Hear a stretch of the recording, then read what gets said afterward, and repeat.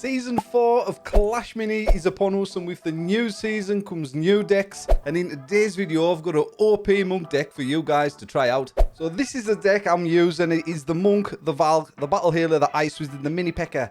and the Magic Archer. And it's such a good all-round deck. But I'll be honest, guys, it isn't the best against Archer Queen.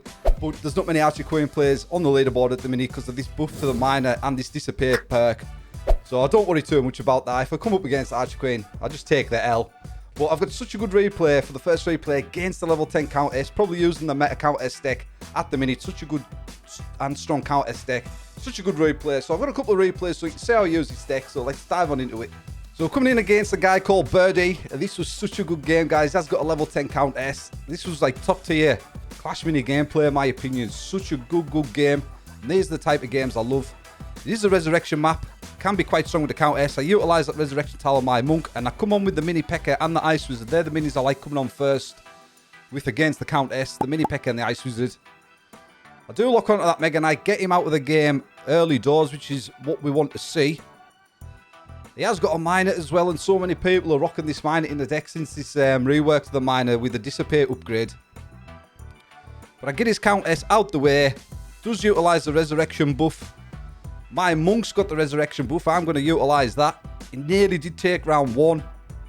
Boom, 99 damage from that Monk. Come in, take round 1. Such a good game. And this is probably one of the stronger countess decks in the game at present, in my opinion. So I come on with the upgrade to the Ice Wizard. Drastically slower enemies. I have got a back resurrection tile there. It's the best tile placement for me. But I'll go with this sort of setup because he has got the Miner. My Mini P.E.K.K.A. will help come round the corner there. I've sort of blocked him in to help keep that Miner busy. But I lose one of my minis early doors inside the game when I'm doing this sort of method to counter the Miner. His Miner's still doing work there, but my Ice Wizard did manage to slow the Miner down, but it isn't going to be enough. Level 10 countess, pretty strong, guys, really is. Birdie comes in, takes the second round. So I already know 4 of his minis. Got the Miner, the Mega Knight, the Spear Goblin, and the Ice Wizard. So I'm taking this into account. I name my Valk on the board.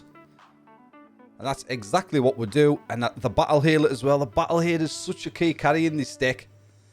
I haven't got the 3rd star unlocked for the Battle Healer. I think there was a bug with the Battle Healer, which they have fixed today. Clash Mini have took the game down for maintenance. They've rectified that star upgrade. But I think this deck will be even stronger with the 3rd star upgrade with the Battle Healer.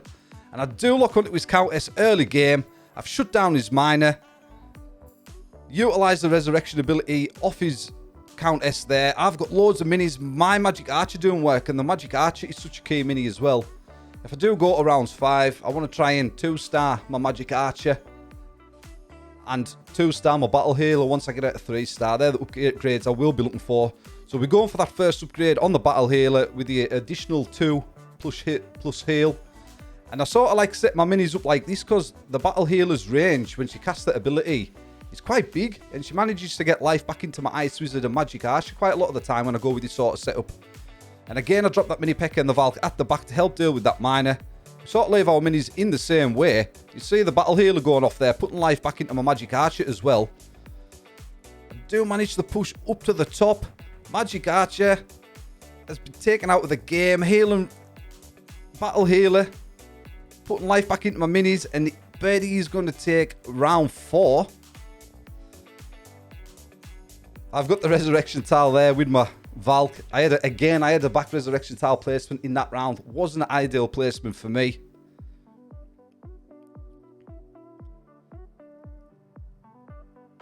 So what to do here, guys? I go with the upgrade on the Mini P.E.K.K.A. the Dissipate, because that's always a good upgrade as well against the countess. And then I go with the upgrade to the Magic Archer where he shoots 3 arrows, try to get as much DPS on their minis as possible. My opponent's minis utilise the resurrection tile with the Mini P.E.K.K.A.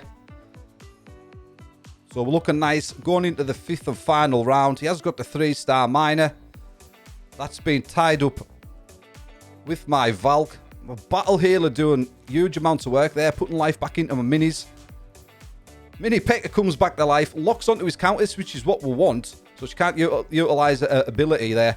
And look at this, I've still got a full health Valk, Battle Healer and a Monk. Half health Monk there. Come in, take that last round. Once I get them upgrades off, especially if we go to that 5th round. This deck is insanely strong, guys. GG's, birdie. So we're coming in against a player called Enchant. He is rocking the Barbarian King, and this is partly why I switched to the Monk, because we've got so many Barbarian King players on the leaderboard at the minute, guys. So when I'm coming against Barbarian King, I like to come on with that Mini P.E.K.K.A. and the Valk first. They're normally got a minor, so I try to place them down at the back. Usually doesn't do much because my minis push up to the front of the board before the minor gets to the back. I do lock onto his Barbarian King early game and shut him down, which is OP. This is why I like the Monk versus the Barbarian King. People just get super scared when they see at the start of the round that you're versing a Monk and they think, oh, is it a level 10 Monk? And it was, unfortunately, for Enchant. So he's probably rocking one of the strongest Barbarian King decks as well inside the game at present. I know it's only a couple of days into the update, but it doesn't take long for these pro players to establish the meta decks. So I do fetch on that Battle Healer. The key aspect of this deck is the all Battle Healer. He has got the minor as well. Again, I lock onto that Ice Wizard, but he's used that upgrade to the Ice Wizard where it freezes all the enemies in place.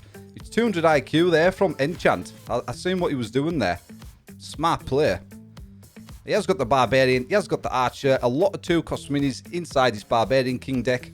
And he does come in take round 2. Smart play with the Ice Wizard.